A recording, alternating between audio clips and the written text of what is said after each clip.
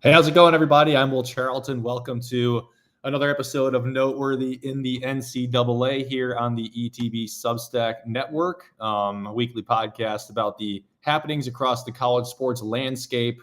And obviously, the big thing going on right now is the college football season. We just wrapped up a pretty crazy week 4 of the college football season. And had to connect my headphones there. Sorry, guys. Pretty crazy week of the college football season here. The overlying topics for this one today is the new AP Top 25 poll, a crazy matchup between Illinois and Indiana, which didn't go probably how anyone expected. And then talking about some coaches who will be on the hot seat for after this week. And there are a few coaches who will definitely be on the hot seat. So let's, after 1 second here, I got to get the AP Top 25 up here. But I'm going to share my screen. I'll show you guys the new AP Top 25 poll in a second here. Pretty big changes besides the top 5. Obviously, as you see, there is top 5 looks pretty consistent. Miami's now up to number 2, which is pretty fitting for how they've looked so far in the season. Miami is definitely the front runner for the ACC right now, and I don't think it's close. Florida State's right there behind them. We actually see that matchup, I believe, next week. Let me confirm that real fast. Florida State, Miami football.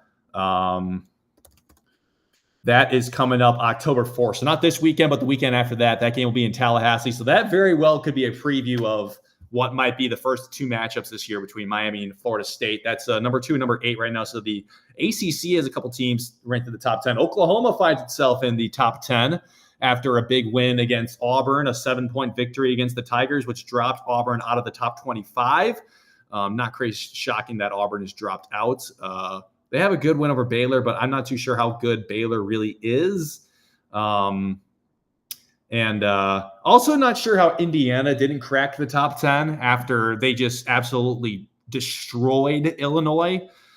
Indiana certainly looks like a top 10 team, but I guess when you have teams like A&M, was a really good road win against Notre Dame, obviously still ranked 22, and then you got LSU, who just still deserves to be up there. Penn State, even though they haven't really played anyone yet, they still deserve to be up there. That's a matchup coming up this weekend, actually, is number 3 Penn State hosting number 6 Oregon. That'll be at the night game on NBC, which should be an absolutely phenomenal matchup. I'm very excited to watch that one. And one of the other things that I'd like to point out about this top 25 is Vanderbilt and Georgia Tech just keep on rising up, and I love to see it. Love to see it. Those 2 teams definitely deserve it. Georgia Tech, certainly a sleeper still in the ACC. Clemson finally falls out. I think it actually fell out last week. But TCU's in there now, and so is BYU. Illinois stays in after a 53-point loss to Indiana.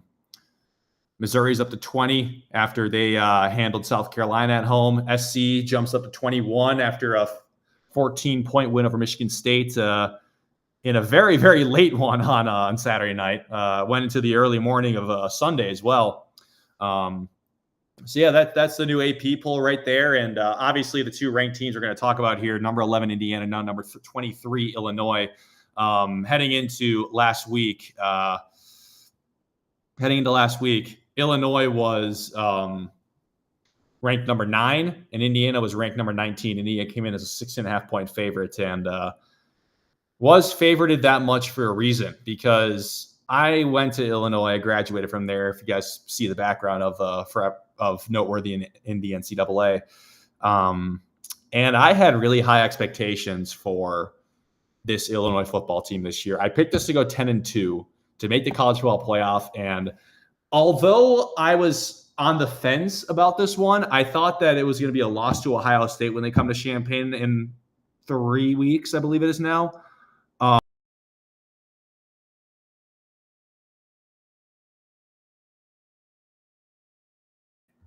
Sorry there, I got muted for a second. And then I thought it was going to be a loss to either Indiana, or I thought it was going to be a loss at Washington. And I guess hypothetically speaking, if things really turn around, because that was just an embarrassment of a game for Illinois. Absolute embarrassment. And just sitting there watching that game was just mind-boggling to me, because now I'm at the point where I'm trying to figure out if Indiana is among the Big Ten's elite programs now, because after last year going 11-1, the most wins ever in that program's history, going to the college football playoff, obviously losing to Notre Dame in the first round, but still just a phenomenal year for the first-year head coach Kirk Cignetti, who has done just an absolutely tremendous job with that football program in Bloomington, Indiana.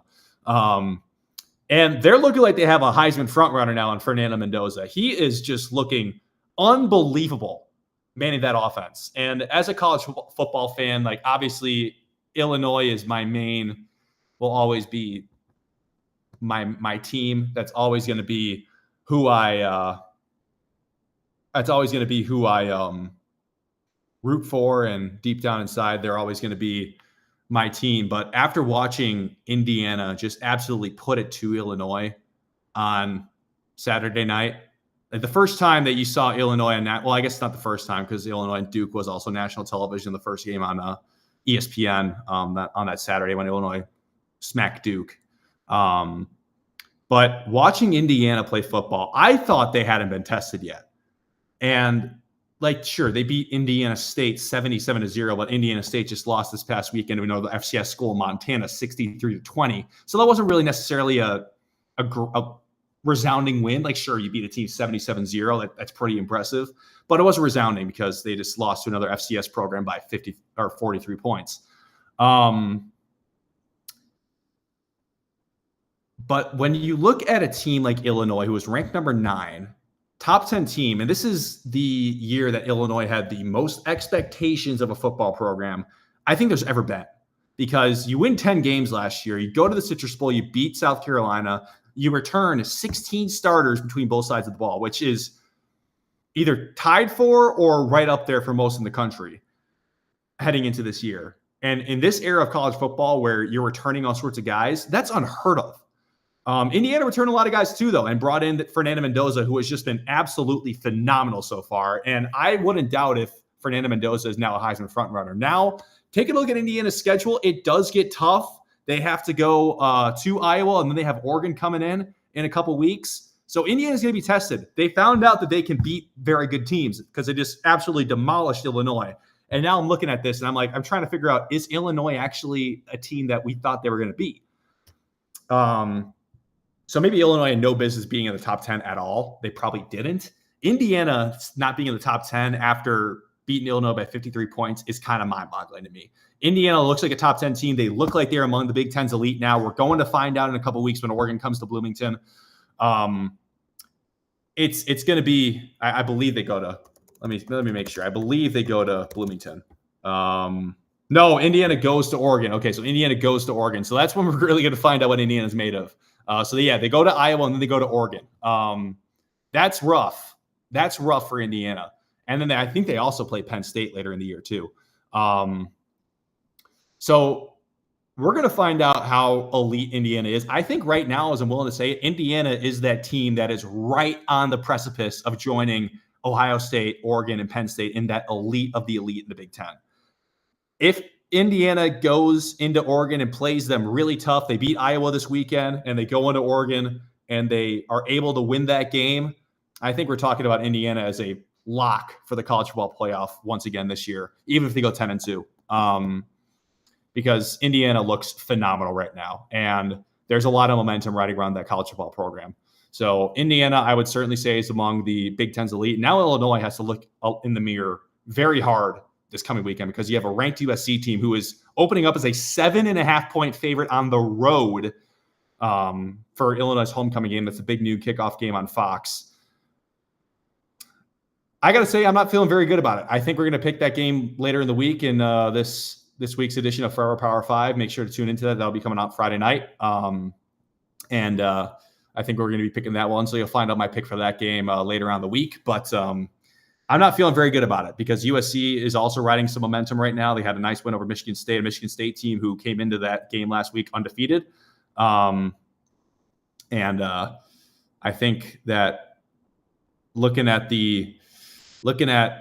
how Illinois played on Saturday night, you have a lot of looking in the mirror to do, and now you have a tough matchup coming up once again. So, lot of uncertainties for the Illinois football program right now. And if you're Indiana, you are feeling very, very good. But last thing we'll talk about is some coaches who are definitely on the hot seat heading into this week 5. I gotta say, Wisconsin and Luke Fickell, what a disaster. Wisconsin's in big trouble. Luke Fickell is doing terrible. I mean, awful. You just lost to Maryland at home. I think the final score is 27-10. It was 27-3 at one point. Like, Wisconsin, I think they got a late touchdown, but like, you got punched in the mouth at home against Maryland. Luke Fickell, the crowd was chanting, "Fire Luke Fickell," in the game. Wisconsin is going to need to find a new head coach after this year because he is doing terrible. Last year, he ended the bowl streak that Wisconsin, I think it was the longest active FBS streak of going to a bowl game in the country. It was like 23 straight years of going to a bowl game or something like that. And that streak was broken last year for a 5-7 record. Wisconsin is now sitting at 2-3 and in some dire straits. 2-2. They're sitting at 2-2 and are facing some dire straits after losing at home and getting embarrassed against Maryland. Also, Billy Napier in Florida, not going well. The Gators are going to have to find a new head ball coach too. Billy Napier is going to get fired very soon. It might even happen during this season because DJ Lagway is not the quarterback we thought he was going to be. And Billy Napier is facing some big trouble down in Gainesville. I don't think he's on the hot seat yet, but what is going on with Dabo Swinney and Clemson? Like, 1-3? Clemson is 1-3. You just lost to Syracuse at home. Syracuse. What on earth is going on in Clemson? This was a team who I picked to win the ACC preseason because I thought they were just going to run away with it. Like, I thought they were going to play Miami in the ACC championship game, but I thought Clemson was going to run away with this conference. I mean, there was so much hype behind this team coming into the year, and now all of a sudden they're 1-3, and you've lost back-to-back games in conference play to Georgia Tech and Syracuse at home. Georgia Tech was on the road, but Syracuse at home, and it wasn't even close. Syracuse won, what was it, 31-14? Clemson's in some very big trouble as well. I don't know. I think just generally speaking, like, there are, and obviously Mike Gundy of Oklahoma State, they lost to Tulsa at home this past week. Tulsa hadn't won a game in that series in Stillwater since, what was it, the 1990s? Was that the stat that I saw? It's been a long time since Tulsa won on the road at Oklahoma State. And I will say this right now.